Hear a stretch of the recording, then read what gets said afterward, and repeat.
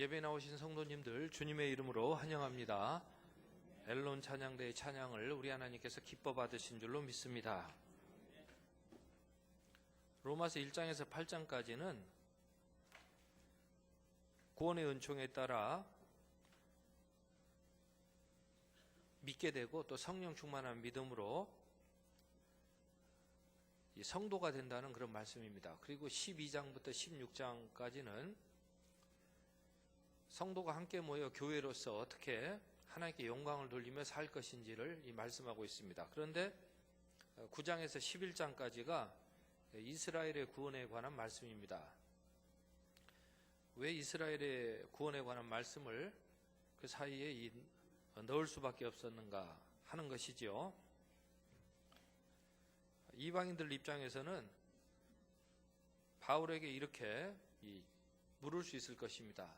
너희가 믿는 하나님은 왜 유대인들은 사랑하시지 않는 것이냐? 왜 유대인들은 그렇게 예수 그리스도를 영접하지 않는 것이냐?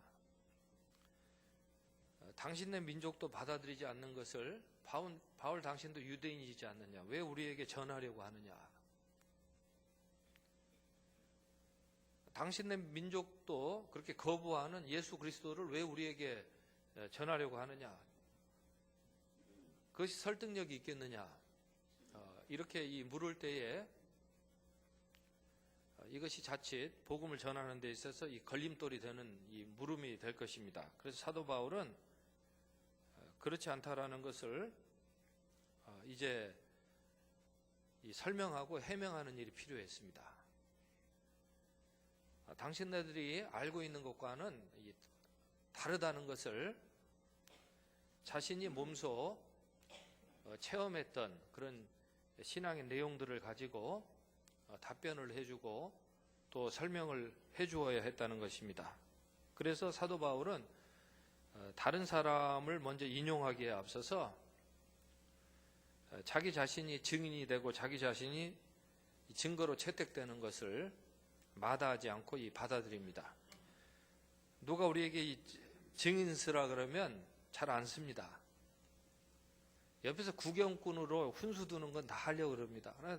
그러나 당신이 나서서 이거 말해보시오 말하면 말 안 합니다. 카더라는 잘하죠. 하더라는 잘합니다. 그러나 내 진실은 이것입니다. 내 마음은 이것입니다. 내 속은 이것입니다. 이건 말 안 해요. 그래서 사도 바울은 내 진심은 이것입니다. 내 진실은 이것입니다. 내 속에는 이거 들었습니다. 이것을 복음의 걸림돌을 제거하기 위해서 말했다는 사실을 우리가 주목했으면 좋겠습니다. 내 속에 대해서 말하시오. 속 말 안 합니다. 다른 사람을 들어서 말합니다. 카더라 합니다. 그게 얼마나 많은 사람을 피곤하게 하고 힘들게 하고 어렵게 만드는지는 아마 저보다 더 잘 알고 계시리라고 그렇게 생각합니다. 그러나 사도 바울은 여기에서 자기 속을 다 열어 보입니다. 그래서 1절에 어떻게 시작합니까? 내가 그리스도 안에서 달라진 게 하나 있는데 나는 참말을 한다. 그리스도 안에 내가 살아가는데 내가 속일 이유가 없다. 내가 내 속에 있는 진실을 말하지 않을 이유가 없다. 내가 악의를 가지고 있고 내가 나쁜 뜻을 가지고 있고 내가 나쁜 생각을 가지고 있으면 내가 내 속을 개방 못하죠. 어떻게 개방을 합니까? 그러나 내 속에 내가 내 민족을 사랑하는 마음이 있고 잘 되기를 바라는 마음이 있고 내 민족이 죄악에서 구원받기를 바라는 내가 간절한 소원이 있는데 또 하나님께서 내 민족을 얼마나 사랑하시고 지금까지 돌보아 주셨는 것을 내가 누구보다 잘 알고 있는 사람인데 내가 그 증거로서 구원받은 사람이 한 사람인데 내가 그것을 감출 필요가 뭐가 있겠느냐는 것이죠. 내가 그리스도 안에서 참말을 할 수 있다라고 1절에서 그렇게 말하고 있는 말씀 우리가 주목하여서 받아들여야 될 말씀입니다. 우리 그리스도인들이 속에 다른 생각을 품을 이유가 무엇입니까? 그리스도 안에서 사도 바울처럼 우리가 참말을 할 수 있는 것입니다. 당시 대부분의 그 유대인은 바울을 가리켜서 너 배신자다. 우리는 모세의 율법을 따르는 민족인데 너는 왜 모세의 율법을 그렇게 무시하느냐? 너는 배반자다.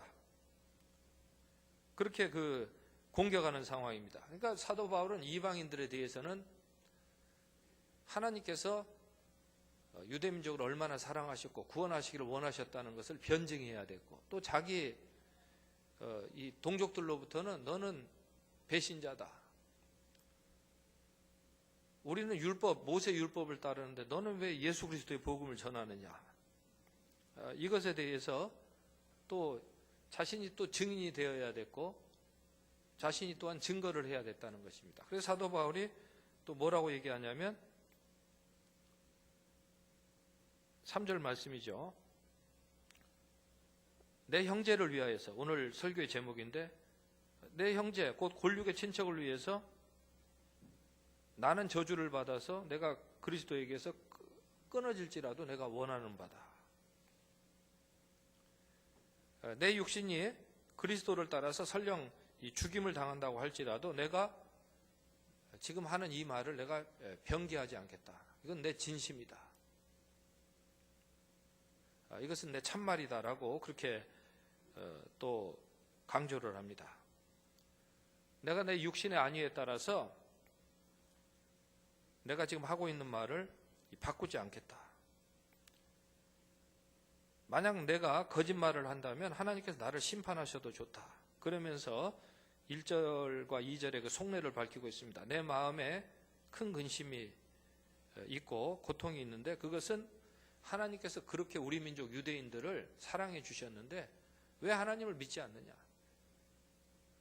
약속대로 예수님을 보내주셔가지고 우리를 구원해 주셨는데 그러면은 잘 믿어야지 왜 믿지 않고 불신앙을 가지고 있느냐? 내가 이것이 내 마음속에 큰 고통이 되고 이 근심이 된다고 그렇게 이 직언을 하고 있습니다. 부모는 사랑할 수 있습니다. 그런데 부모에게 효도를 할 수 있습니다. 그러나 형제 간에 우애하는 일은 참 어렵습니다. 형제 간에 이 좋은 관계를 가진다는 것이 참 어려운 일입니다. 효자 찾기도 어렵죠. 그런데 형제 우애하는 것 찾기가 어렵습니다. 효자라고 할 때에는, 효자, 효녀라고 할 때에는 참 저 사람이 된 사람이다 인정받기가 쉽습니다. 그런데 그거보다 더 확실한 증거가 있는데 저 사람이 정말 인간 됨됨이가 되었다라고 더 확실한 증거가 있는데 그것은 형제 우애하는, 형제 자매 간에 우애하는 사랑이 되겠습니다. 형제 자매 간에 이 우애하는 사랑은 얼마나 이 사람이 진실한 그런 인간인지를 보여주는 더 확실한 증거라고 할 것입니다. TV나 이런 신문 기사를 보게 되면 형제 간에 싸웁니다. 형제 간에 싸우는 게 막 나와요. 그럼 막 욕하죠. 저거 뭐 돈 있는데 왜 형제 간에 싸우냐? 그럼 뭐 우리는 안 싸웁니까? 뭐 그들만 싸웁니까? 그건 대표적으로 나오는 거예요. 저들만 형제 간에 싸우나요? 그러면서 그 기사의 말미에 딱 한 줄로 나와 있어요. 피는 물보다 진하다. 이건 초등학교 4학년생, 아니 4살 배기도 아는 진리래요. 사실이래요. 그런데 그 피가 뭐가 잘못됐는지 그렇게 싸운다는 것입니다. 오늘 다시 한번 이 본문 말씀을 통해서 사도 바울이 내가 하나님을 사랑하지만은 그 덕분에 내가 누구를 사랑하게 된다? 내가 내 형제 자매를 진실로 사랑하게 된다고 이 참말하는 것을 우리가 들어야 하겠습니다. 사도 바울이 나는 하나님께서 내 민족을 사랑하시는 것을 알고 내가 그 사랑에 따라서 내가 내 민족을 사랑한다라고 그렇게 9장에서 앞부분에 내가 이 일을 위해서 내가 목숨을 걸었다. 내 모든 다른 인간적인 복을 내가 다 포기해도 좋다라고 할 정도로 그런 자세로서 자신의 진심을 밝히면서 이제 4절 말씀 볼 때에 시작할 때 이렇게 합니다. 내 민족은 이스라엘 사람이다. 이 이스라엘이라는 이름이 얼마나 이 멋진 이름입니까?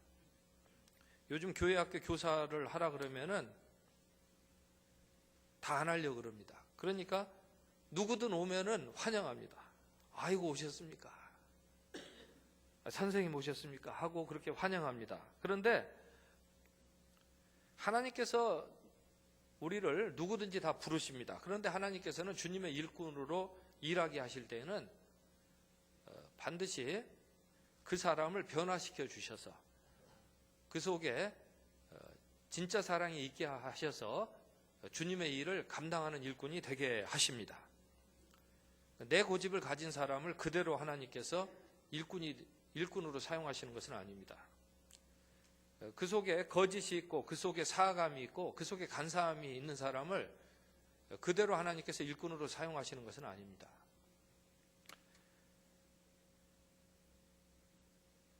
그래서 한 분이 글을 썼는데 교회 학교 교사는 야곱은 할 수 없다는 거예요. 야곱이라는 이름을 가지고서는 교회 학교 교사를 할 수 없고 오로지 이스라엘이라는 이름을 가지고 교회 교사를 할 수 있다라고 그렇게 했습니다.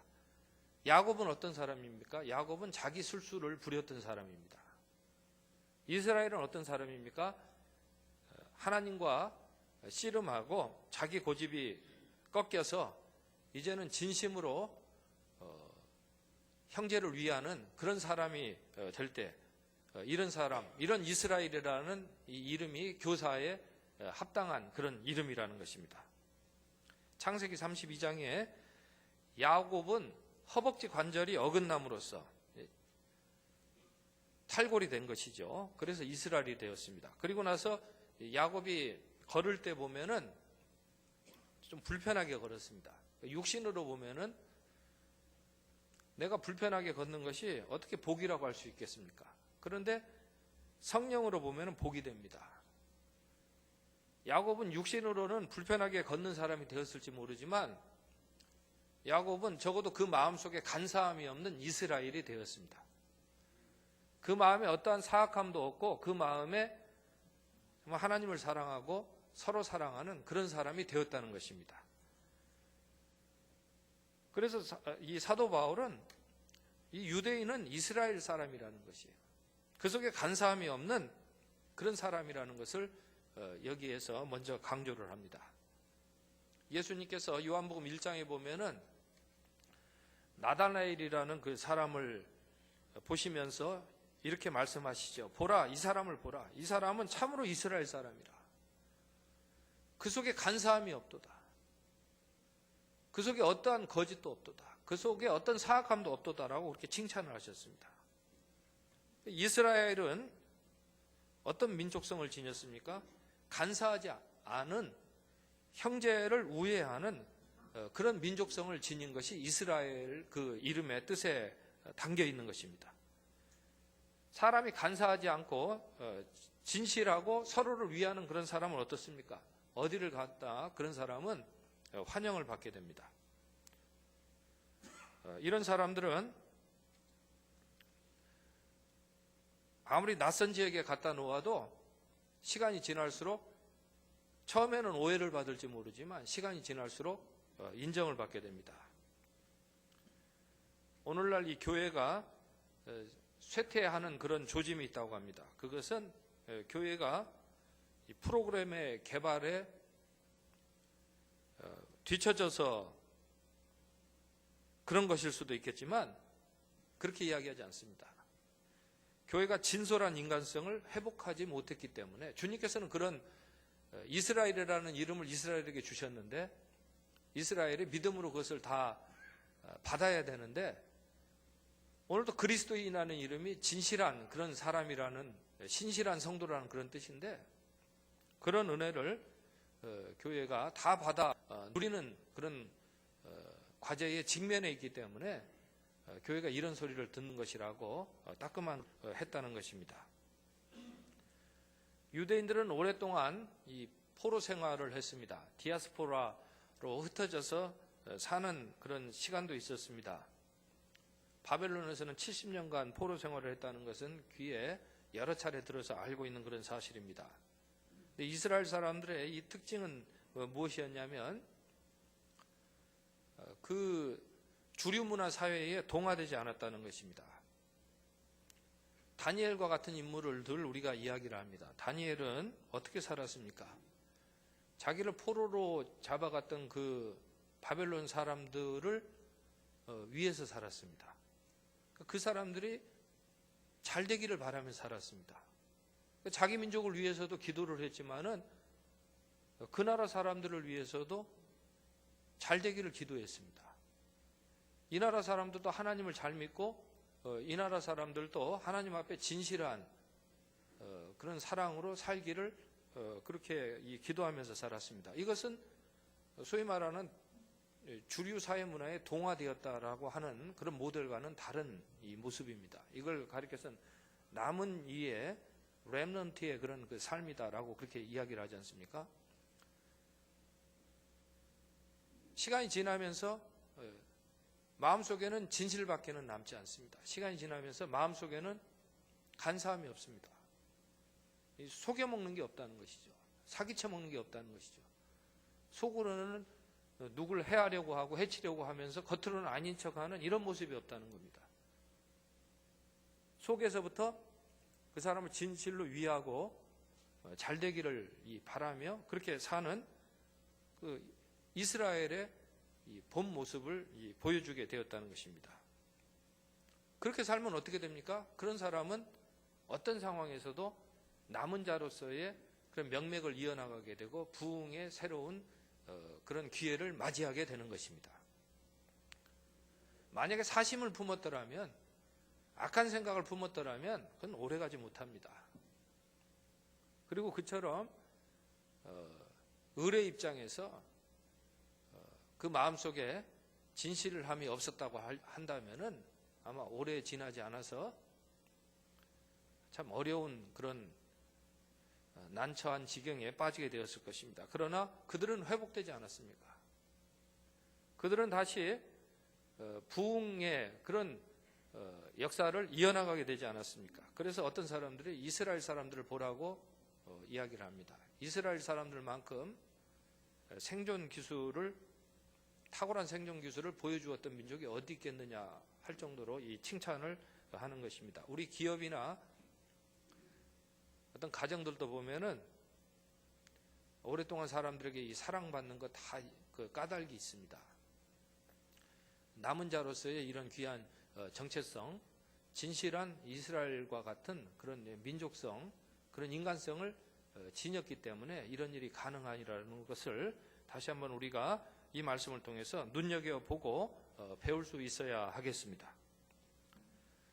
야곱이 이스라엘이 된 것이나 사울이 바울이 된 것이나 나다나엘과 같은 이런 인물의 출현은 화목한 사회라는 것은 진솔한 인격을 통해서 이루어진다는 것을 예고하고 있는 것입니다. 따라서 어떤 사람은 새 이스라엘이라고 부르는 것도 부적합하다.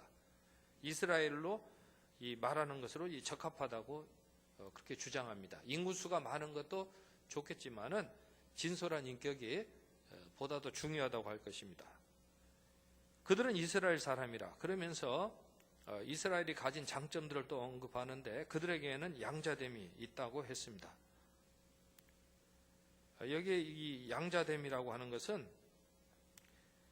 상속하기 위해서 양자로 세운다는 그런 뜻이고 맏아들 격으로 인정하신다는 그런 뜻을 담고 있는 그런 내용입니다. 그래서 하나님께서 이스라엘을 상속하시기 위해서 맏아들로 우대하셨다는 것을 알려주는 그런 말씀이 되겠습니다. 또 뿐만 아니라 영광이 있다 그랬습니다. 양자된 거 영광이라 그랬죠. 이스라엘은 작은 나라였지만 하나님의 영광의 임재를 나타내는 승리가 넘쳐났습니다. 또 언약들이라고 했습니다. 하나님은 이스라엘 민족과 얼마나 많은 언약을 맺으셨습니까? 또 예배가 있다고 했습니다.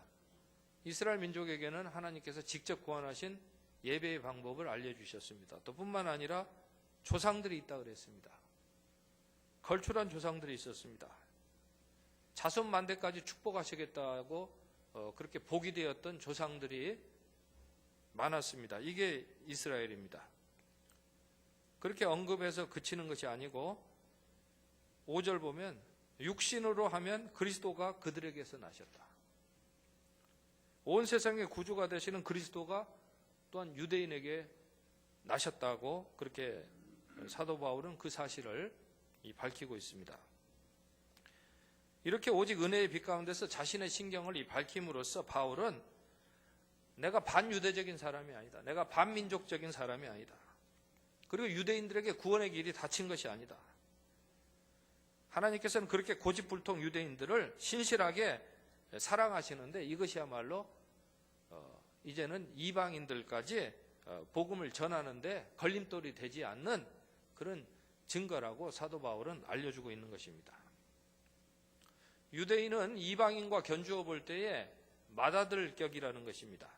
맏아들의 특성은 무엇입니까? 맏아들은 부모의 심정을 헤아리는 것이 맏아들입니다. 부모의 심정은 어떠합니까? 부모는 모든 자녀가 잘 되기를 바랍니다. 부모는 자녀가 서로 우애하기를 바랍니다. 형제 자매가 우애하는 일은 얼마나 아름다운 일입니까? 여기에서 사도 바울은 큰 틀에서 형제 우애를 이야기하고 있는 것입니다. 하나님은 모든 민족의 하늘 아버지가 되시는데 하나님께서는 맏아들격이었던 유대민족을 통하여서 이제 이방인들은 또 거기에 뒤따르는 자녀들이 되겠죠. 이 유대인과 이 이방인들이 다 형제 우애의 사랑으로 화목하고 행복하기를 하나님께서는 바라신다는 것을 사도 바울은 이 말씀을 통해서 우리에게 전해주고 싶었던 것입니다.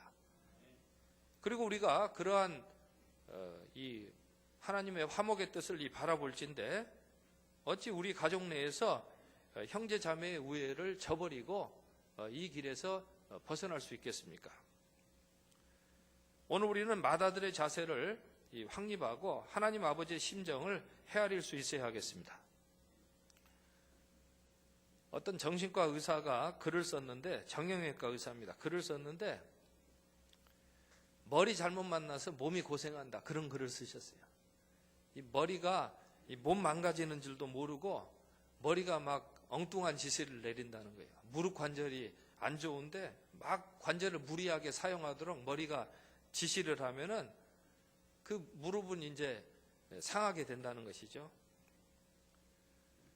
그래서 우리 머리가 이 성경에 보면은 예수 그리스도를 머리로 하고 우리가 그분의 몸의 지체가 된다고 하는 그런 뜻이 이 교회라는 이 모임이지 않습니까?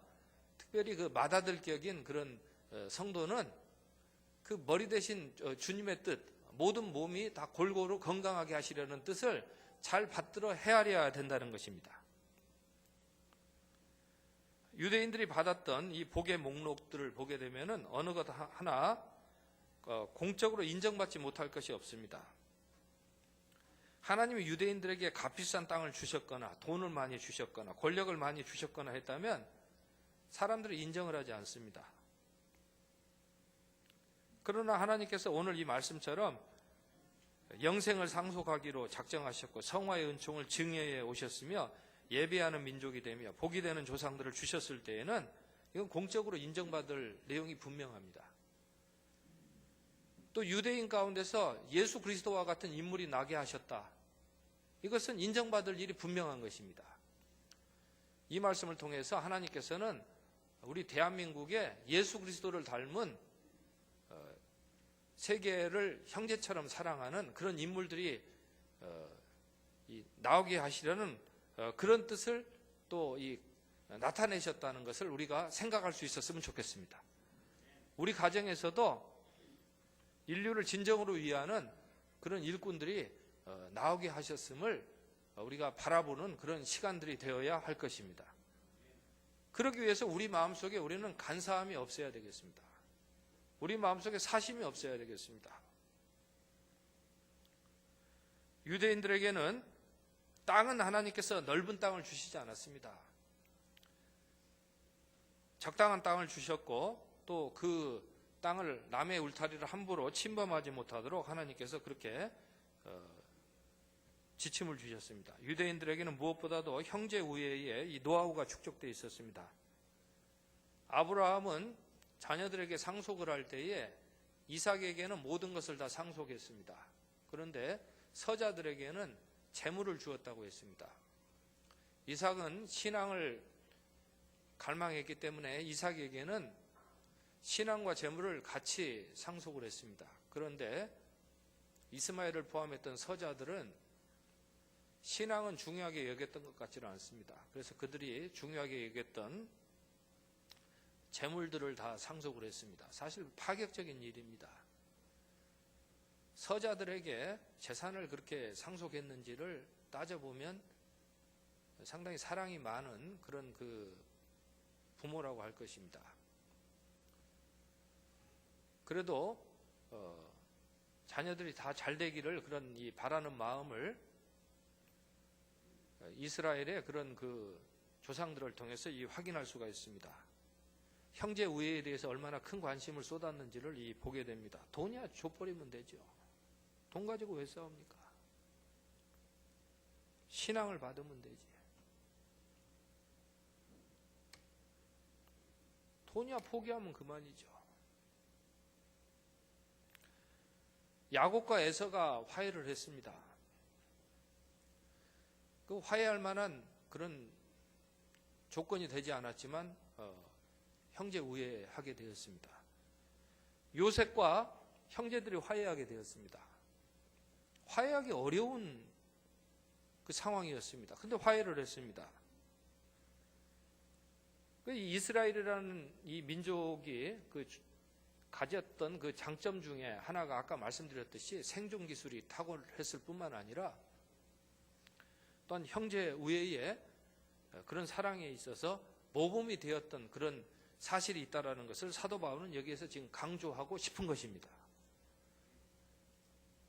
우리나라도 이런 전통이 있죠. 형님 먼저 아우 먼저. 늘 제가 얘기하지만 우리나라 사람도 이스라엘 사람들 못지않게 간사하지 않고 형제를 위하는 민족이었다는 사실을 하나님께서 그렇게 인도하여 주셨다는 사실을 확인하는 이 자리가 되어야 하겠습니다. 우리 KTX 호남선이 서대전역을 경유하느냐 마느냐, 부자 증세와 서민 증세냐, 직장 의료보험이냐 지역 의료보험이냐, 참 과제가 한적에 있지만은 다시 한번 형제를 사랑하는 그런 마음으로 우리가 이런 일들을 볼 수 있어야 하겠습니다. 이것을 나와 남의 관계로서 보는 것이 아니라 가정 내에서 우리가 한 형제 자매가 어떻게 이것을 가지고 생각할 것인지 이 성서적인 그런 빛 가운데서 이런 일들이 아름답게 잘 화해되어지고 또 진척되어 나갈 수 있었으면 좋겠습니다. 유대인들이 맏아들 격이었는데 박해를 당했습니다. 그 이유는 이런 소문이 퍼졌기 때문입니다. 유대인들이 예수님을 죽였다는 겁니다.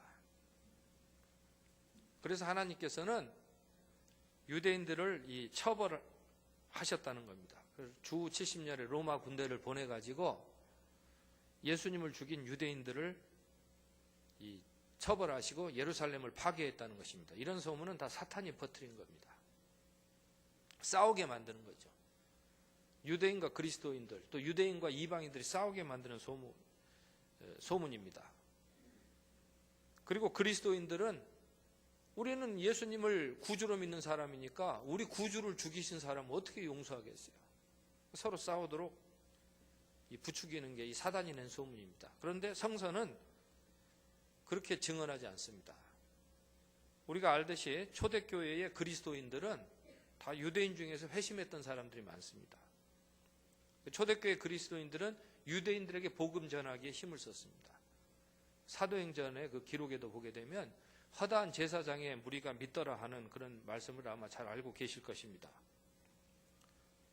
초대교회에서부터 이 유대인과 이방인이 서로 화목하고 서로 사랑하는 그런 교회 공동체가 되는 것을 구현하려고 힘썼습니다. 또 사도 바울도 자신의 증인이 됨과 증언을 통해서 내가 원래 그리스도인들을 핍박했던 유대인이었지만은 내가 오늘 이제는 내가 유대인들에 의해서 내가 배신자로 낙인 찍혀 또 핍박을 당하고 있지만 하나님께서는 나를 이 화해의 그런 사도로 부르셔서 이런 역할을 감당하게 하신다고 그 형제 우애의 사랑으로서 이 모든 일들을 자기 자신이 잘 감당하고 나가는 모습을 우리가 보게 됩니다. 사람이 이런저런 오해를 받을 수도 있습니다.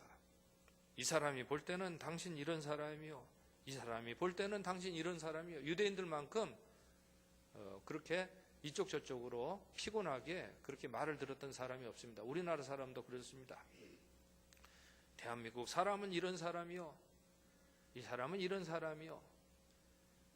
그런데 이스라엘이라는 이름이 간사함이 없는 사람이라는 것처럼 하나님께서는 우리 대한민국 사람 한 사람을 간사함이 없는 진실한 사람으로 지금까지 불러주시고 인도하여 주셨습니다. 그에 못지않게 그리스도인이라는 이 이름을 가지고 사는 사람은 그 속에 간사함이 없으며 진실함을 가지고 악과 네가 다르지 아니하며 참말을 하며 서로를 위하며 사는 사람으로 진실한 인격성을 가진 인간성을 가진 사람으로 불러주시고 인도하여 주셨다는 사실을 우리가 기억해야 할 것입니다.